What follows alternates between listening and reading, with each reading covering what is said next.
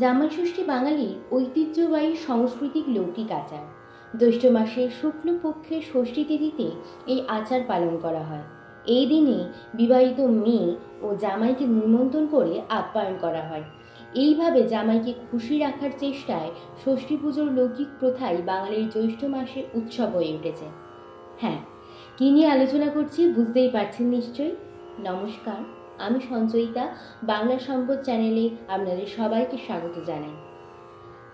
আজ যে বিষয়টি নিয়ে আলোচনা করব সেটি হলো জামাই ষষ্ঠীর উৎপত্তি ও উদ্দেশ্য।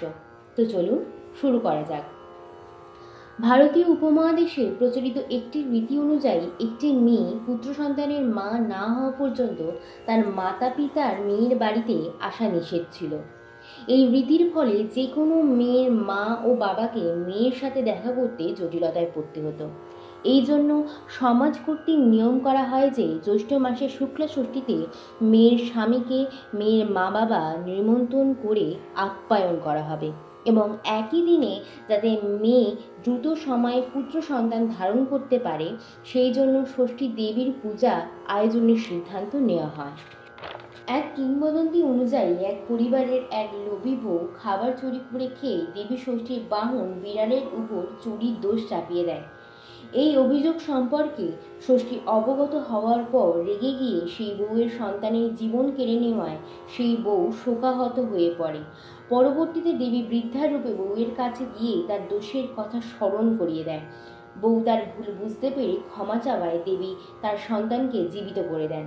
সমাজের মানুষের বউয়ের অপকর্ম সম্পর্কে জানতে পেরে রেগে গিয়ে তার মা বাবার বাড়িতে যাওয়া বন্ধ করে দেন। তারপর ষষ্ঠী পুজোর দিন বউয়ের মা বাবা তাকে ও তার স্বামীকে বাড়িতে আসার আমন্ত্রণ জানায় এবং সেই দিন থেকে দিনটি জামাই ষষ্ঠী হিসেবে পরিচিতি লাভ করে। জামাই ষষ্ঠীর মূল উদ্দেশ্য হল মা ষষ্ঠীর কাছে পুজো দিয়ে মেয়ে ও জামাইয়ের সুখী দাম্পত্য জীবন কামনা করা।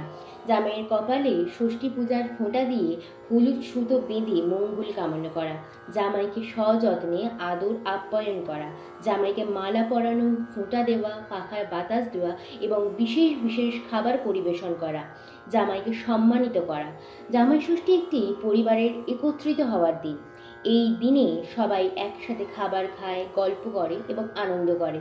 জামাই ষষ্ঠী শুধু একটি উৎসব নয়, এটি একটি সামাজিক ও সাংস্কৃতিক অনুষ্ঠান যা পরিবারের সদস্যদের মধ্যে সম্পর্ক আরও গভীর করে তোলে। শুধু জামাই ষষ্ঠী না, আরও নানা রকম ব্রতকথা ও আধ্যাত্মিক কাহিনী জানতে বাংলা সম্পদ চ্যানেলটি সাবস্ক্রাইব করুন। ভালো লাগলে অবশ্যই লাইক, শেয়ার, কমেন্ট করতে ভুলবেন না। আজ ভিডিওটা এখানেই শেষ করলাম। ভালো থাকবেন, সুস্থ থাকবেন, সাবধানে থাকবেন। ধন্যবাদ।